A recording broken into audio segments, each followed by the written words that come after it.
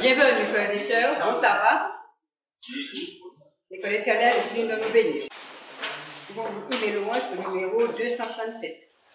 Pour toi, j'ai donné ma vie. Pour toi, j'ai versé mon sang. Ton âme à Satan ma vie. Échappe à son bras puissant. L'amour qui se sacrifie, là tu saisis par la foi. Pour toi j'ai donné ma vie, pécheur tu fais pour moi. Pour toi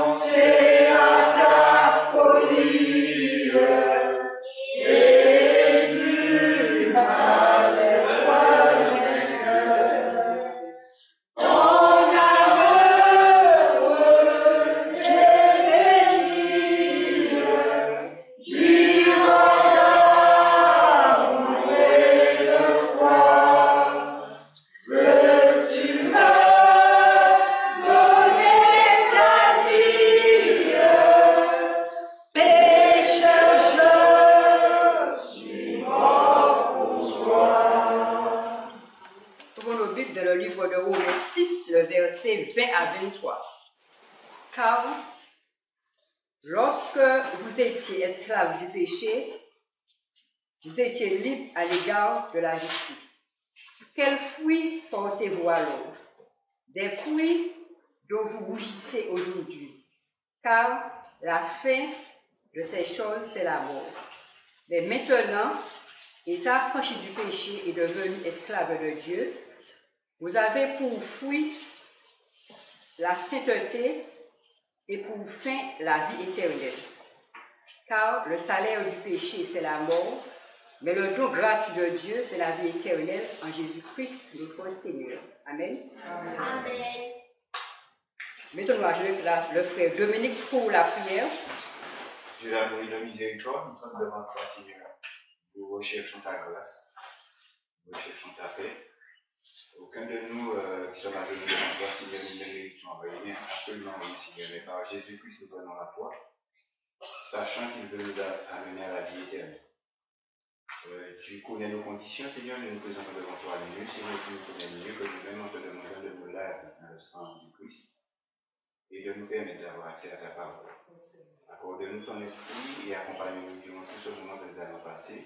Nous te demandons aussi une onction sur ton serviteur qui parle en ton nom, que ta paix et ta grâce se reposent sur nous ici, mais aussi sur ton peuple dans le monde entier. Nous avons prié au nom de Jésus. Amen. Amen. Alors, on est à faire Thierry pour le culte de la matinée.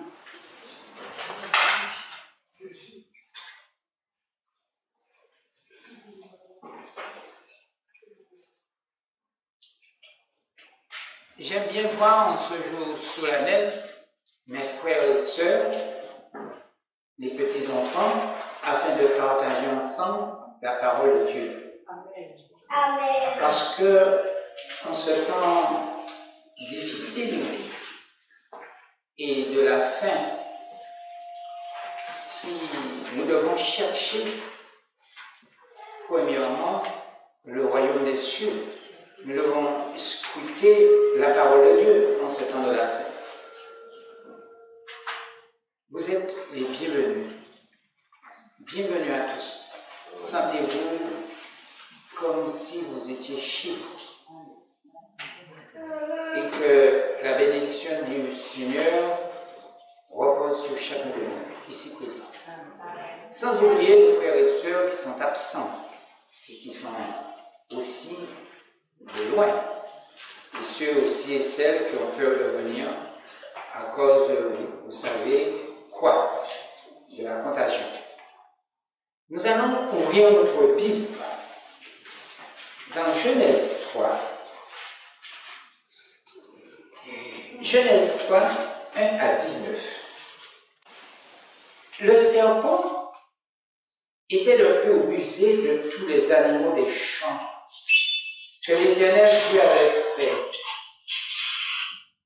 Il dit à la femme, Dieu a-t-il réellement dit, vous ne mangerez pas de tous les arbres du jardin?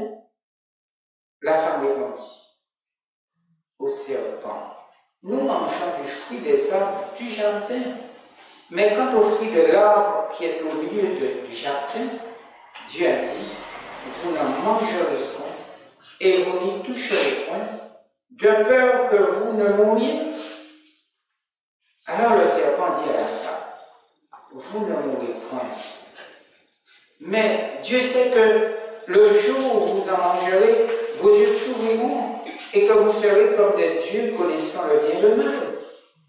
La femme vit que l'arbre était bon à manger et agréable à la vue, et qu'il était précieux pour ouvrir l'intelligence.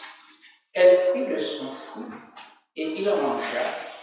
Elle en donna aussi à son mari qui était près d'elle, et il en mangea. Verset 7. Les yeux de l'un et de l'autre s'ouvrirent.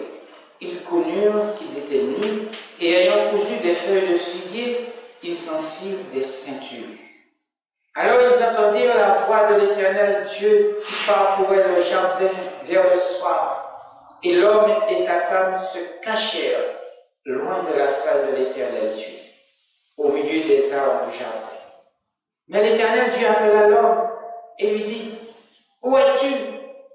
Il répondit, j'ai entendu ta voix dans le jardin et j'ai eu peur parce que je suis nu et je me suis caché. Et l'Éternel Dieu dit, qui t'a appris que tu es nu? Est-ce que tu as mangé de l'arbre que je t'avais défendu de manger? L'homme répondit, la femme que tu as mis auprès de moi m'a donné de l'arbre et j'en ai mangé. Et l'Éternel Dieu dit à la femme, pourquoi as-tu fait cela? La femme répondit, le serpent m'a séduit et j'en ai mangé. L'Éternel Dieu dit au serpent, puisque tu as fait cela, tu seras maudit entre tout le bétail et entre tous les animaux des champs. Tu marcheras sur ton ventre et tu mangeras de la poussière tous les jours de ta vie. Je mettrai une inimitié entre toi et la femme, entre ta postérité et sa postérité. Celle-ci t'écrasera la tête et tu lui blesseras le talon. Il dit à la femme, j'augmenterai la souffrance de tes grossesses. Tu enfanteras avec douleur et tes désirs se porteront vers ton mari, mais il dominera sur toi. Il dit alors, puisque tu as écouté la voix de ta femme et que tu as mangé de l'arbre au sujet duquel je t'avais donné cet ordre, tu n'en mangeras point, le sol sera maudit à cause de toi. C'est à force de peine que tu en tireras ta nourriture de tous les jours de ta vie. Il te produira des épines et des ronces, et tu mangeras de l'herbe des champs. C'est à la sueur de ton visage que tu mangeras du pain jusqu'à ce que tu retournes dans la terre d'où tu as été pris, car tu es poussière et tu retourneras dans la poussière. Que pouvons-nous apprendre de cette situation? Que pouvons-nous apprendre? Nous pouvons dire quelle situation? Comprenons-nous vraiment la signification de ces paroles ou la profondeur de ces paroles? Tout d'abord, qu'est-ce que le péché? Nos premiers parents péchaient, mais ils ont désobéi. Qu'est-ce que c'est que le péché? C'est un sable mouvant. Le péché. C'est un sable mouvant. On s'enfonce dans le mal. On s'enfonce dans le mal. On s'enfonce. Le péché est un sentiment de culpabilité. Le fait d'aller contre sa conscience est un péché. C'est-à-dire que si on sait qu'on ne doit pas faire cela et on le fait, c'est un péché. J'ai rencontré une sœur, une adventiste, ça veut dire adventiste, elle me parlait ce matin, et je lui ai dit, tu ne devais pas te trouver dans cette situation. Il me dit, mais ne va pas. Je lui ai dit, tu devais te marier en tant qu'adventiste, tu ne devais pas te trouver dans cette situation. C'est pour cette raison que le péché est un sentiment de culpabilité. Elle me dit, je comprends, mais elle ne veut pas se marier avec moi.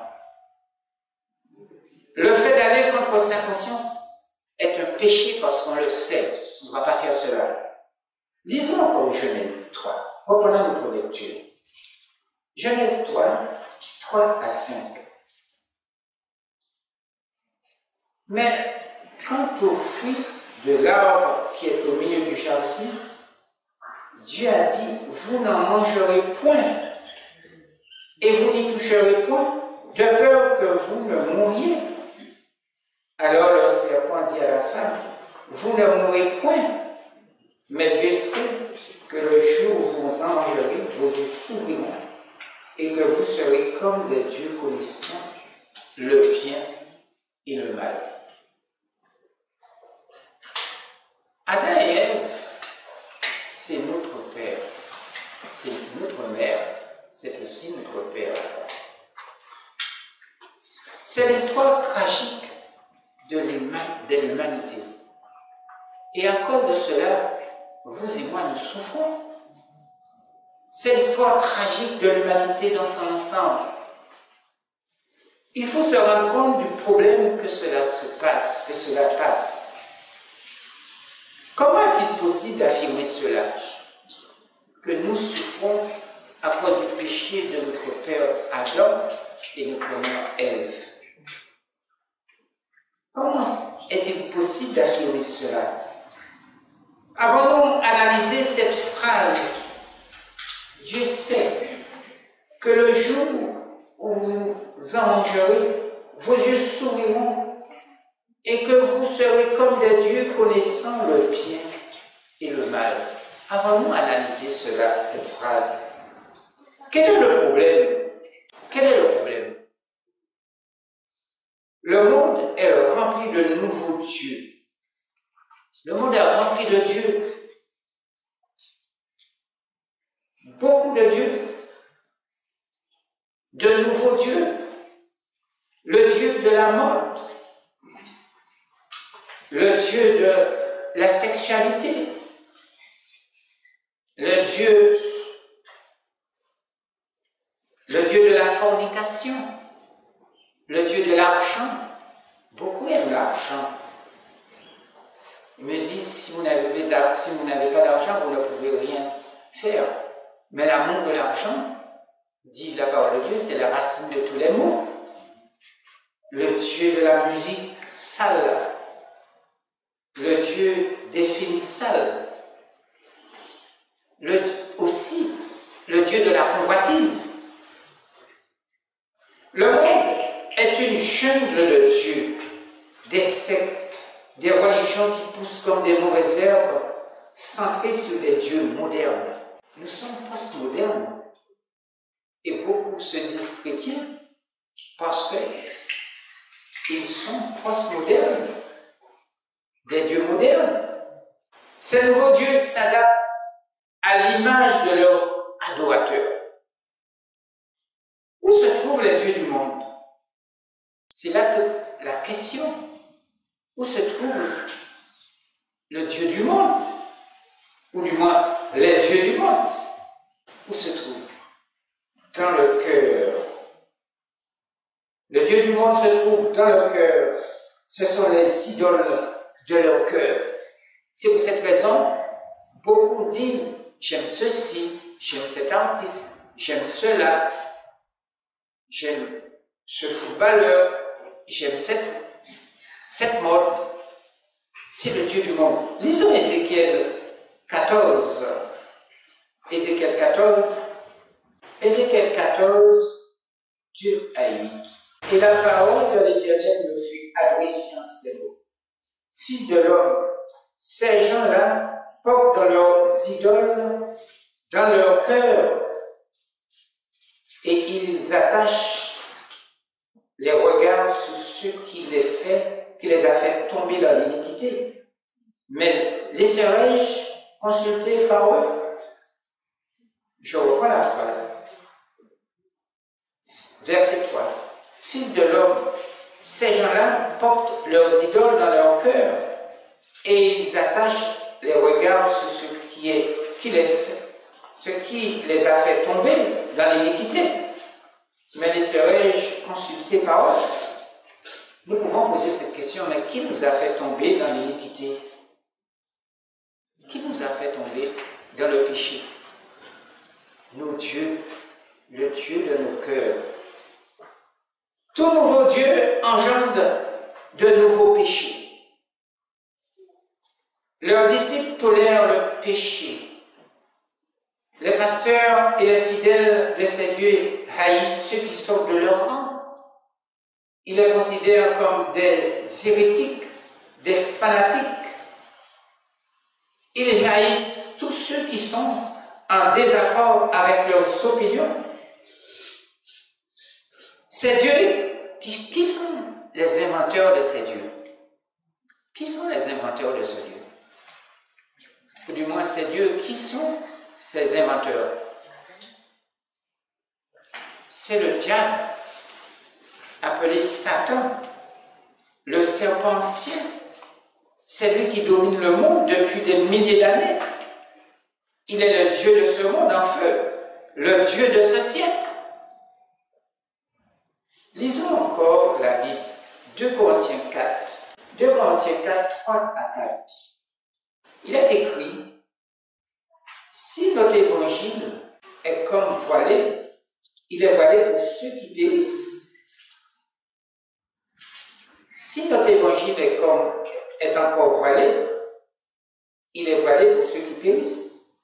Pour les incrédules dont le Dieu de ce siècle a aveuglé l'intelligence afin qu'ils ne visent pas briller la splendeur de l'évangile de la gloire de Christ, qui est l'image de Dieu.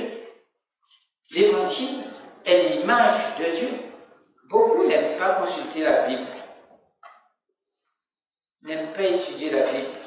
La convoitise fait que Ève, notre mère, s'approche de l'arbre de la connaissance du bien et du mal, nous dit la parole de Dieu. Et qui croyez-vous qu'elle vit là? Satan. Satan parut comme un magnifique serpent. La femme, elle prit le fruit et en mangea, et elle donna à son mari qui était à côté d'elle. Lui aussi, il en mangea. Le serpent leur proposa de prendre un raccourci. Ils devinrent des êtres perdus au milieu d'un merveilleux paradis. Ils prirent premièrement l'esprit de Satan. Ils sont devenus le partisan de Satan, collaborateur de Satan, son associé dans sa rébellion, sa proie. Ils en furent les esclaves et nous le sommes tous, l'esclave. La honte les pousse à se cacher, à masquer leurs fautes, à cacher la nudité de leur corps par des feuilles de figuier, dit la parole de Dieu. Lisons encore Genèse 3. Retournons sur Genèse 3. Genèse 3, 6 à 8, nous dit ceci. La femme vit que l'arbre était bon à manger et agréable à la vue, et qu'il était précieux pour ouvrir l'intelligence. Elle prit de son fruit et il en mangea, et elle en donna aussi à son mari qui était auprès d'elle, et il en mangea. Les yeux de l'un et de l'autre s'ouvrirent, ils connurent qu'ils étaient nus, et ayant cousu des feuilles de figuier, ils s'enfirent des ceintures. Alors, ils entendirent la voix de l'Éternel Dieu qui parcourait le jardin vers le soir, et l'homme et sa femme se cachèrent loin de la face de l'Éternel au milieu des arbres du jardin. Quelle histoire! Le péché est la preuve d'une mauvaise relation avec Dieu. Lorsque on se trouve dans cette situation, on a une mauvaise relation avec Dieu.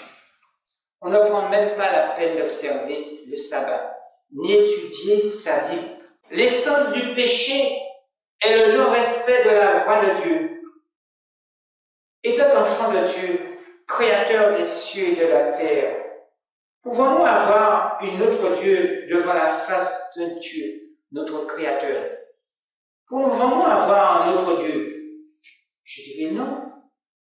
Le serpent ancien enseignait à l'homme les drogues, les charmes, la philosophie, à fabriquer des armes pour se tuer entre eux-mêmes.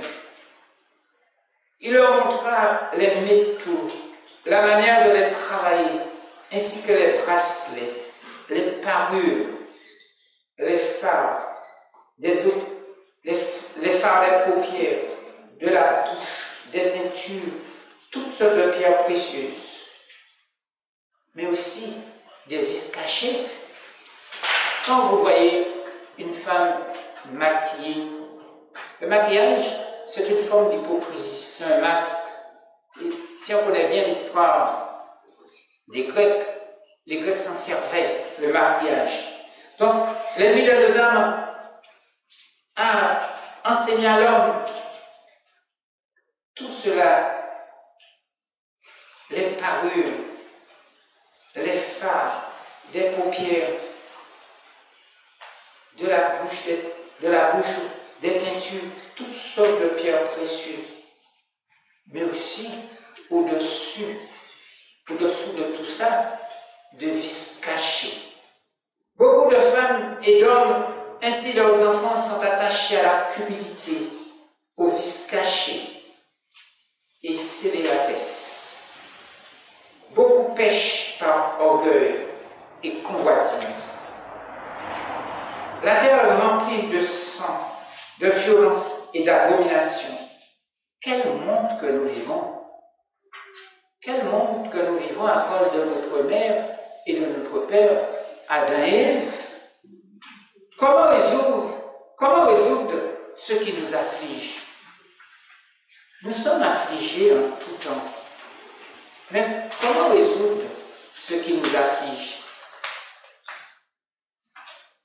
Le péché ne devrait point notre mode de vie en tant qu'hommes et femmes nous devons corriger nos mauvais comportements et nos attitudes, car le temps que nous vivons est court et mauvais. Avons-nous le droit de tuer? Quand j'entends souvent à la radio, on tue sa femme, on tue son prochain. Avons-nous le droit de tuer? On tue pour manger.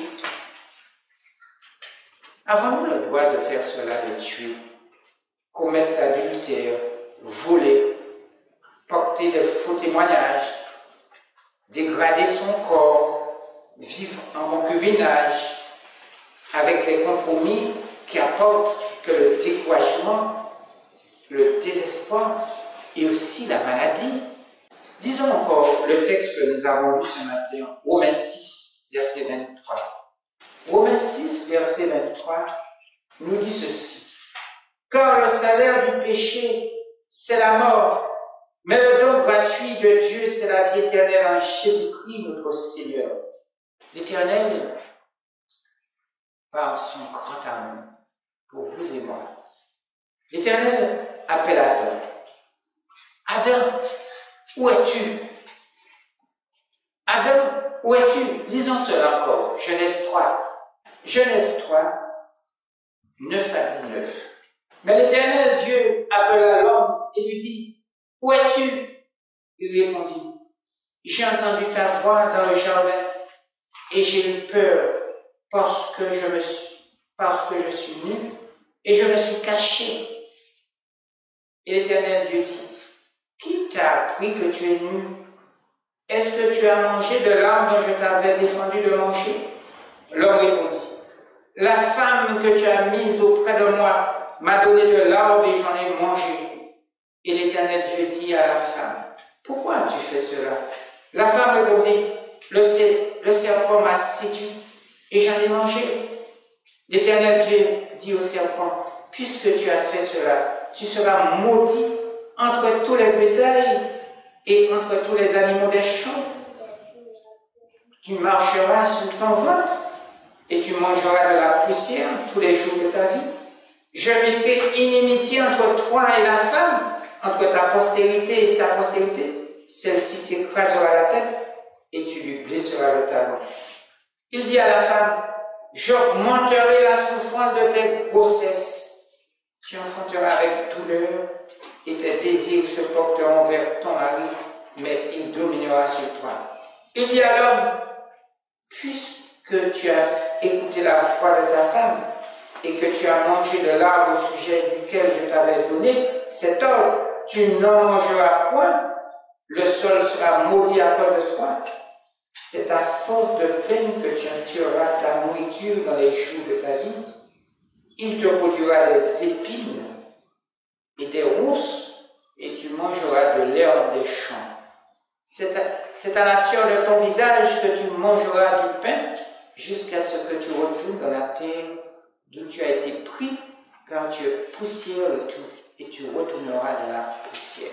Chers amis, chers frères et sœurs, chers petits enfants, face au péché, la situation familiale est déchirée, entraîne des contraintes et des bouleversements dans le monde entier. La santé mentale de l'homme et de la femme sont à rude épreuve, avec une hausse croissante de l'anxiété et des états dépressifs, une profonde lassitude accompagnée de tristesse inexpliquée. Personne ne sait pas pourquoi on est triste. On peut pas expliquer pourquoi on a le stress, accompagné de tristesse inexpliquée. La femme ou l'homme, l'une et l'autre, blessés, attaqués, le foyer est triste, anxieux.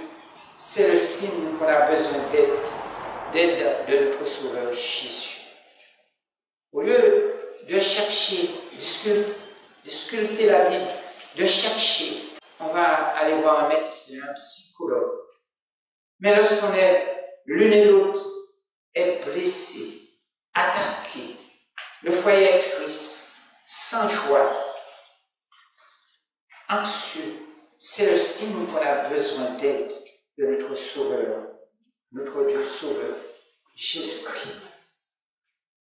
Lisons Éphésiens 2, 1 à 5.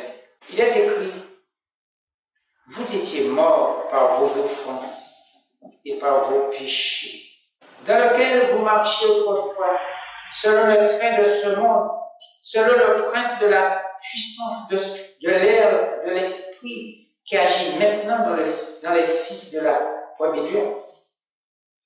Nous tous aussi, nous étions de leur nom et nous vivions autrefois selon les convoitises de notre chair, accomplissant les volontés de la chair et de nos pensées, et nous étions par nature des enfants de colère comme les autres.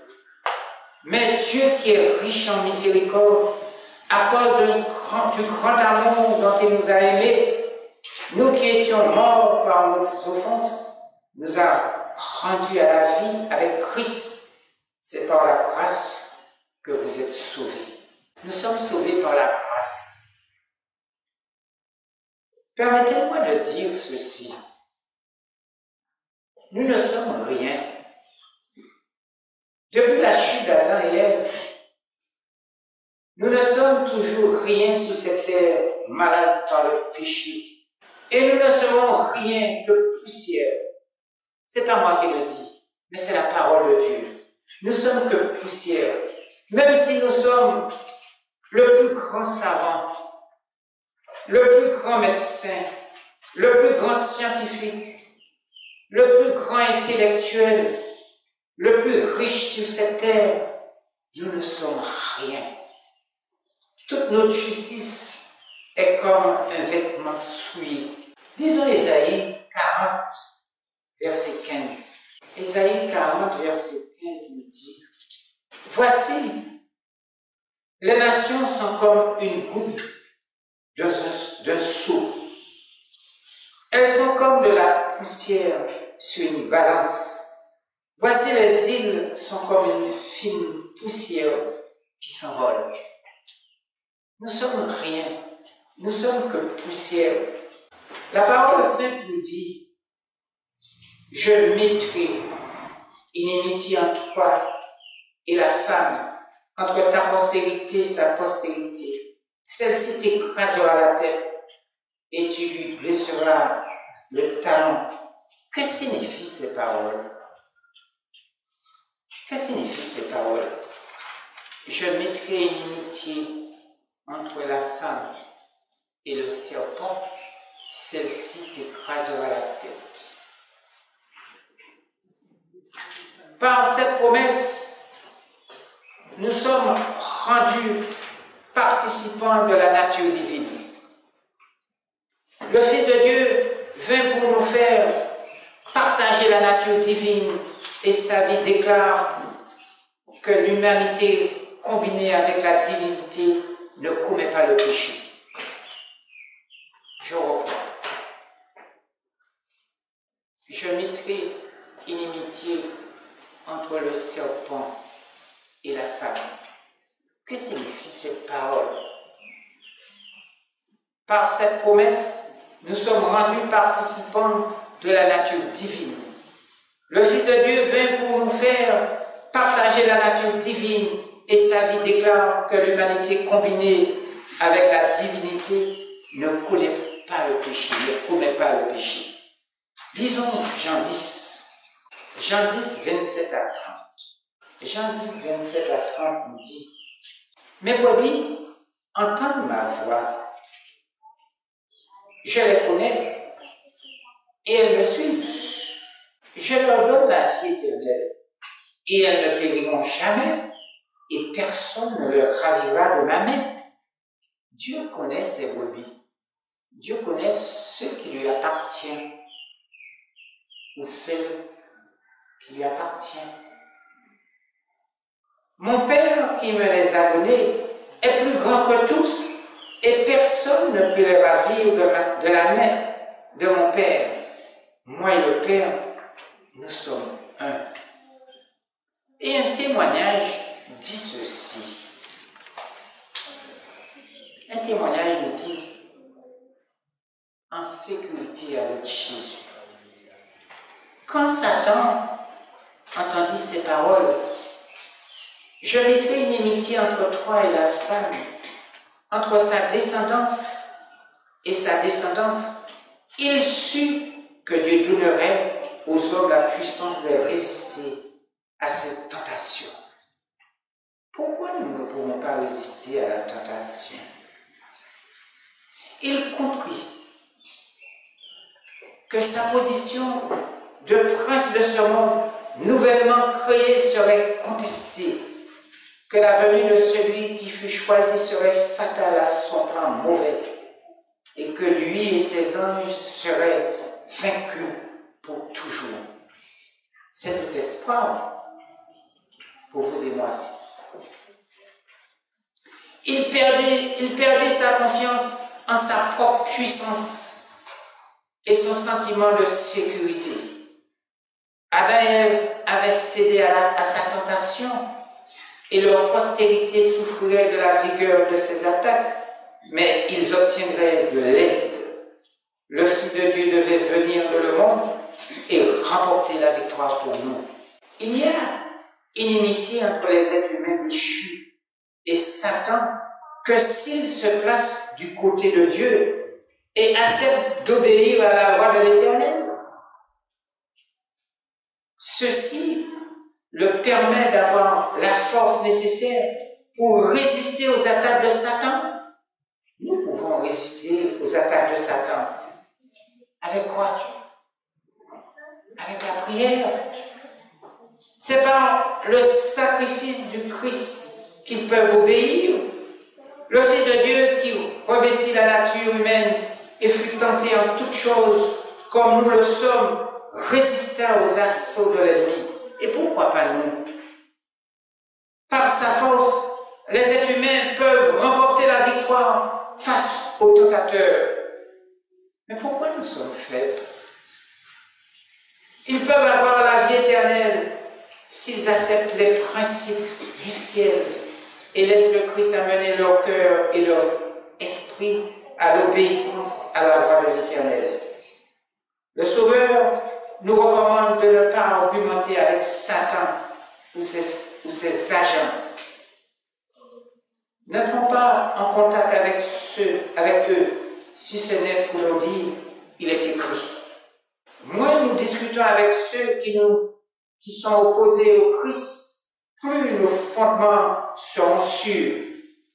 Que les âmes confrontées à la tentation s'approchent aux principes qui viennent du ciel, se souviennent de cette promesse. Je mettrai une inimitié entre toi et la femme. J'aime bien ces paroles. Je mettrai une inimitié entre toi et la femme. Chers amis, chers petits enfants, chers frères et sœurs, il y a toujours un vide dans nos cœurs. Nous avons beaucoup de douleurs, des grandes épreuves au cours de la vie. Devrions-nous être surpris, effrayés, déprimés, sans espoir dans ce monde malade par le péché et qui finira dans le chaos? Où nous pouvons trouver des réponses fiables dans un monde confus et rempli de folie?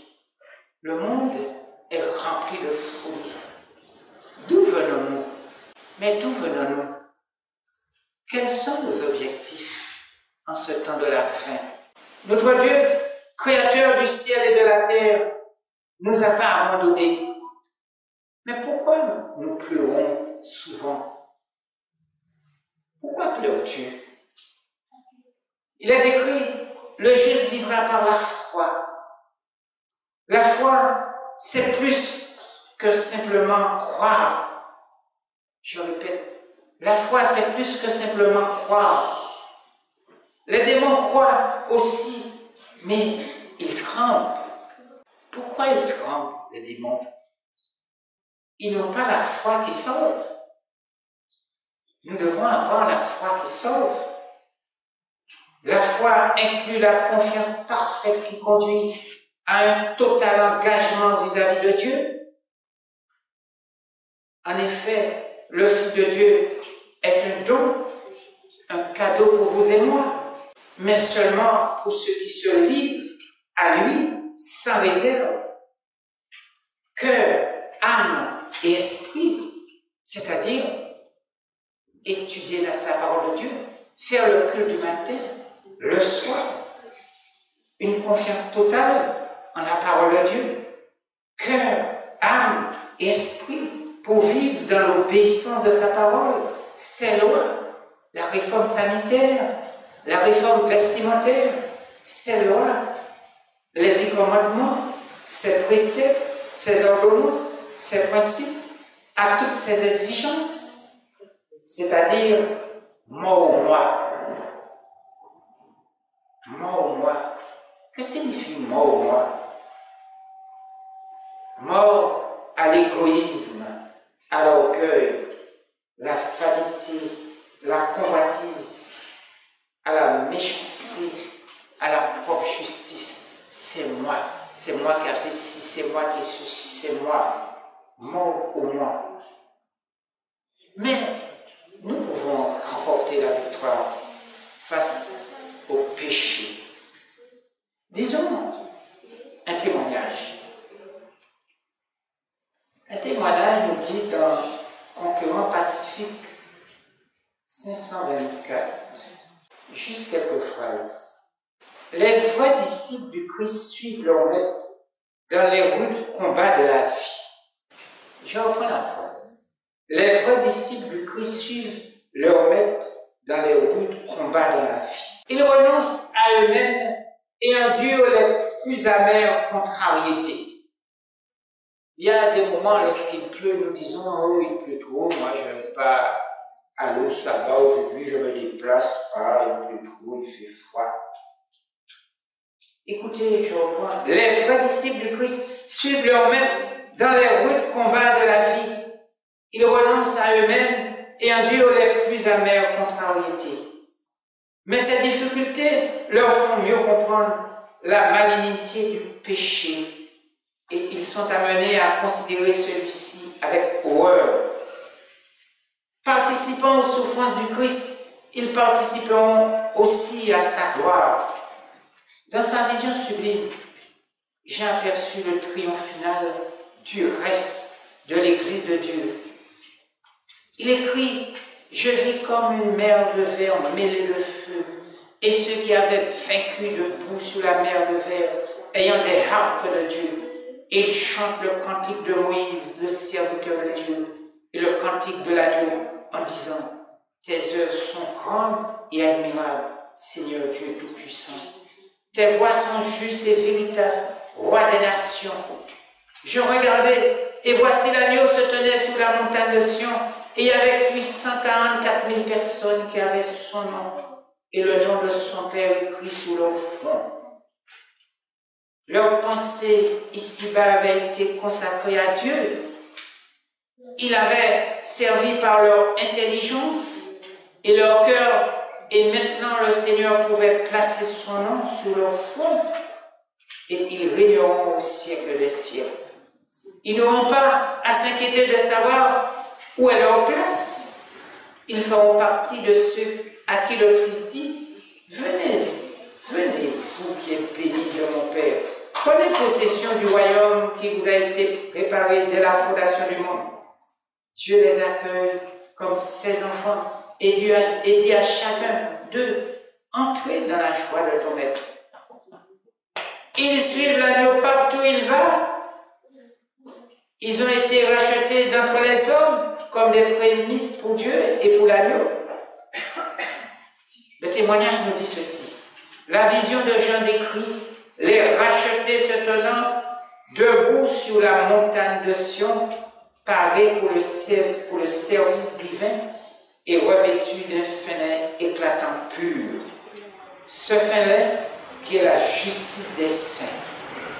Cependant, ceux qui suivent l'agneau dans le ciel doivent d'abord l'avoir suivi sur la terre, non par contrainte, non par impulsion, mais avec une obéissance volontaire, faite d'amour et de fidélité, comme le troupeau suit le berger.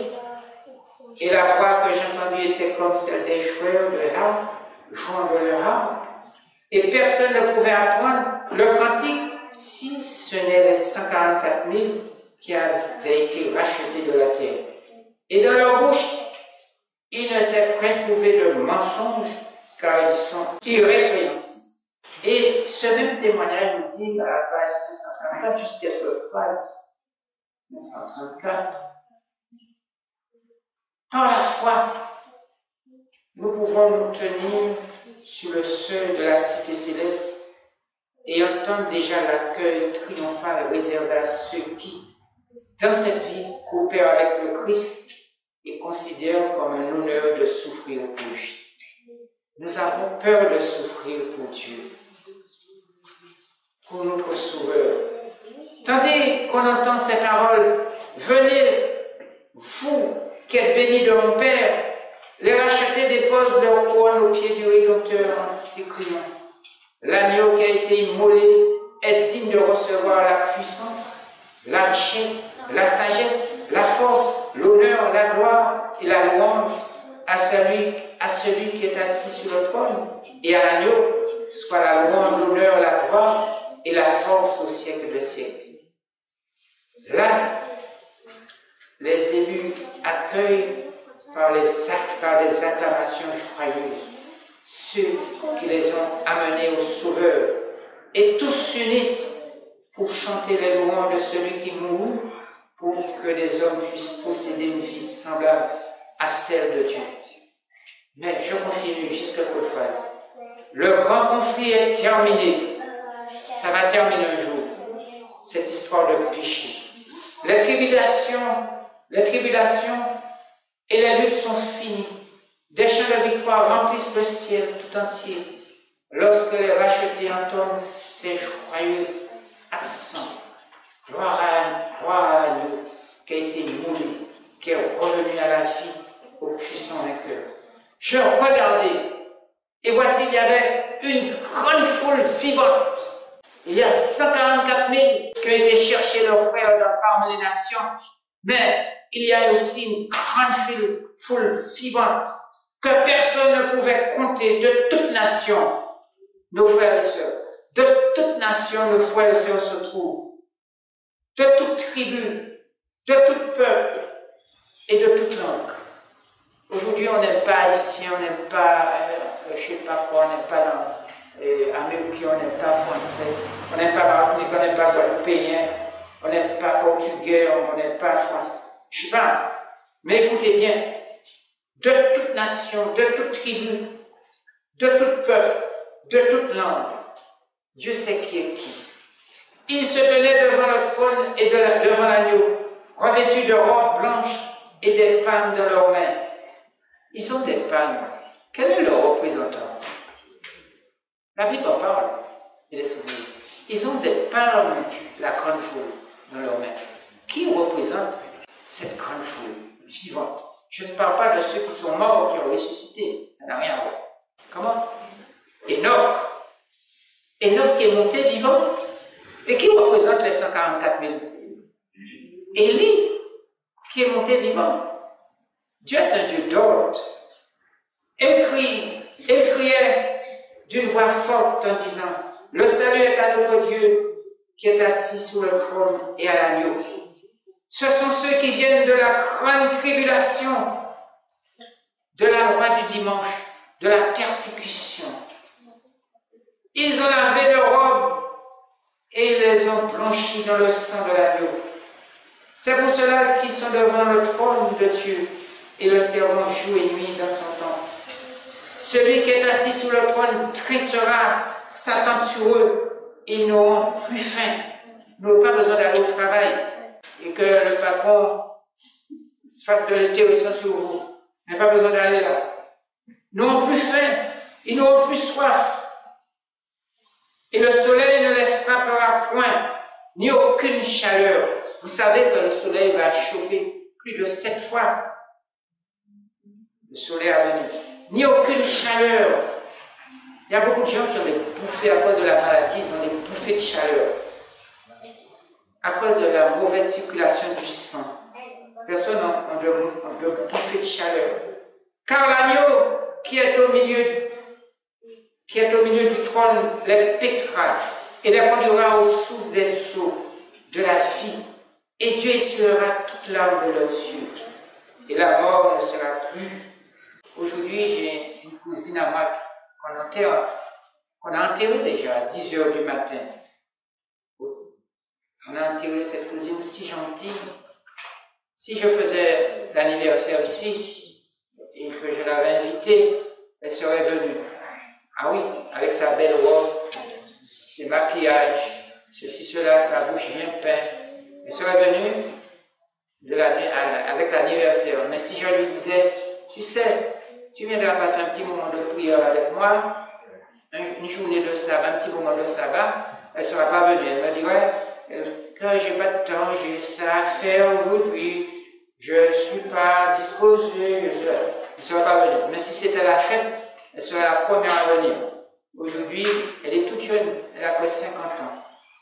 Elle est très jolie, elle est décédée, on l'enterre aujourd'hui. Dieu essuiera toute larme de leurs yeux, et la mort ne sera plus. Et il n'y aura plus ni deuil, ni cri. Il faut voir ses enfants pleurer, sa fille, ni cri, ni douleur. Beaucoup ont des maladies du cerveau, le dérèglement du système immunitaire. Beaucoup de personnes souffrent, ni douleur, mais aussi on souffre dans le cœur. Parce que le cœur est la source de la vie. On entasse dans le cœur. Ni douleur, car les premières choses ont disparu.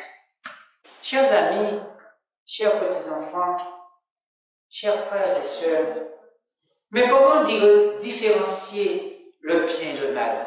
Nous qui vivons dans ce monde qui brûle, ce monde qui va vers le chaos, comment différencier le bien et le mal? Dieu a fait l'homme une faveur gratuite et imméritée. Il offre la vie à l'homme, car Dieu a tant aimé le monde qu'il a donné son seul et unique Fils, afin que celui qui met sa confiance en lui ne soit pas détruit, mais qu'il ait la vie. Mais pas n'importe quelle vie, la vie éternelle.